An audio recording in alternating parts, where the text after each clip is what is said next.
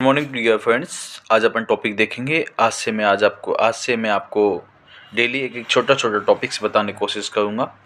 आज का टॉपिक अपना रहने वाला है कि आज मैं सबसे पहले इन्फेक्शंस की मैं आपसे बात कर लेता हूँ। इन्फेक्शंस क्या होता है, तो आपने कहना से इन्फेक्शन जो होता है किसी भी माइक्रो ऑर्गेनिज्म का बॉडी के अंदर लोडेजमेंट होना, उसमें मल्टीप्लिकेशंस होना, माइक्रोज का बॉडी के अंदर जाना और जाने से लेकर जो उस क्या होता है उसके मल्टीप्लिकेशंस जो होता है उसे अपन क्या कहते हैं, इन्फेक्शन कहते हैं। इन्फेक्शन जो होता है कई टाइप का होता है। प्राइमरी इन्फेक्शंस होता है। प्राइमरी इन्फेक्शंस क्या होता है, तो आपने कहना है प्राइमरी इन्फेक्शंस वो होता है जो इनिशियल फेज में कोई भी इन्फेक्शन होता है, पहली बार इन्फेक्शन होता है, इम्यून पावर अपना स्ट्रॉन्ग होता है, उसे क्या कहते हैं, प्राइमरी इन्फेक्शन कहते हैं। सेकंड इन्फेक्शन क्या होता है, पर्सन पहले से किसी न किसी इन्फेक्शन से सफर कर रहा है, देन क्या हो जाना, किसी दूसरे इन्फेक्शन का हो जाना, उसे कहते हैं सेकेंडरी इन्फेक्शन। और उसके बाद नोजोकोमियल इन्फेक्शन होता है। नोजोकोमियल इन्फेक्शन क्या होता है, तो आपने कहना है सर नोजोकोमियल इन्फेक्शन जो होता है उसे हॉस्पिटल एक्वायर्ड इन्फेक्शन से या स्यूडोमोनास इन्फेक्शन के नाम से जाना जाता है। यही जो इन्फेक्शन होता है ये किसी न किसी हेल्थ केयर वर्कर की वजह से होता है, जो हॉस्पिटल में किसी भी इंस्ट्रूमेंट या आर्टिकल्स की वजह से जो होता है। इसके बाद में अपन बात करते हैं इसके क्या होते हैं, क्राइटेरियाज होते हैं नोजोकोमियल इन्फेक्शन के।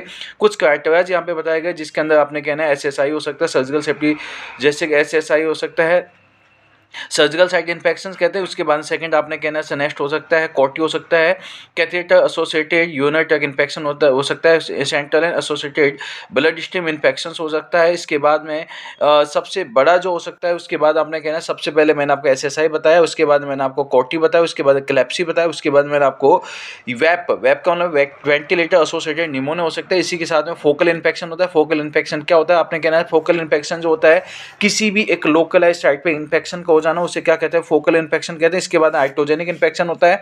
आइटोजेनिक इन्फेक्शन का मतलब क्या होता है कि किसी भी इन्फेक्शन का क्या हो जाना, किसी भी जैसे डॉक्टर या सर्जन फिजिशियन की बाय मिस्टेक जो होता है उसे अपन क्या कहते हैं, आइटोजेनिक इन्फेक्शन।